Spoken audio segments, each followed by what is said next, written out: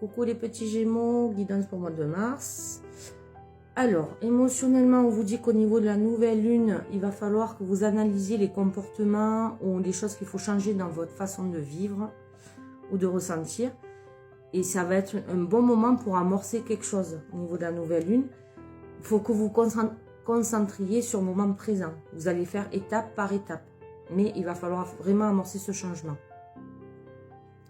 Ensuite, au niveau émotionnel, alors, il y a certaines personnes qui, par rapport à des situations, se positionnent en tant que victimes. Alors, ne le faites plus. Parce que parfois, quand on nous fait du mal, alors je ne dis pas dans tous les cas, mais parfois, quand on nous fait du mal, c'est qu'on a laissé l'opportunité à l'autre de nous faire du mal. Donc, on n'est pas totalement victime. On est aussi un peu, comment dire, dans la responsabilité de ce qui nous arrive. Donc, il faut prendre conscience de toutes les responsabilités que l'on a pour identifier toutes les blessures que l'on a pour travailler dessus. Donc, le mois de mars, ça va être vraiment axé sur cet aspect-là de victime et d'acteur de certaines blessures que l'on a subies. Ok? Ensuite, ce mois de mars, vous allez apprendre à plus vous affirmer. Donc, c'est plus au niveau matériel ou financier ou professionnel. Vraiment pour des trucs vraiment terre à terre. Et on vous dit, n'essayez pas de prendre des pincettes ou allez droit au but tout en restant dans l'innocence, c'est-à-dire dans des trucs simples, des discours simples. Mais il va falloir vraiment que vous mettiez des mots sur ceux qui ne conviennent plus. Au niveau sentimental, alors, il y a 3 cas de figure pour vous les Gémeaux, là, au mois de mars. Il y a un groupe de personnes qui étaient dans une relation qui était plus dans l'abondance, quelque chose qui était plus harmonieux, plus constructif, où on se sentait bien, où on était à l'aise. Mais apparemment, ce type de relation, auparavant, vous avez vécu des crises et des passages à vide. Au mois de mars, apparemment, il va y avoir un retour vers ce type de situation, vers des périodes de crise et de mal-être au niveau de votre relation. Donc, c'est peut-être que passager. Hein. Par contre, ça, c'est bien le double visage des Gémeaux. Il y a d'autres personnes qui, au contraire, vont voir une relation qui va progresser vers une union. Il y a une union qui se dessine. Et c'est une union plutôt fructueuse et chanceuse. Donc, c'est quelque chose, une bonne opportunité à saisir.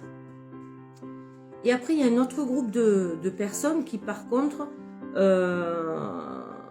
vous vivez sur des schémas de vos parents. Alors, je parle pour les personnes qui ont eu des parents qui ont vécu des relations triangulaires. C'est comme si c'était votre référence, en fait.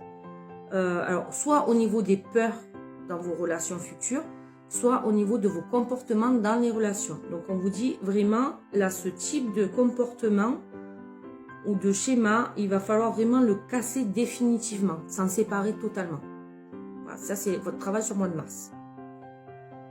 Après, sinon, pour les quotidiens, alors on parle apparemment de certaines personnes qui vont devoir prendre des décisions au niveau soit professionnel, mais par rapport à une grosse structure, ça peut être leur entreprise, soit au niveau de lieux où elles vont régulièrement. Alors, ça peut être, je sais pas moi, un club sportif, des activités, mais c'est des trucs où vous allez régulièrement. Là, il va falloir vraiment trancher à ce niveau-là.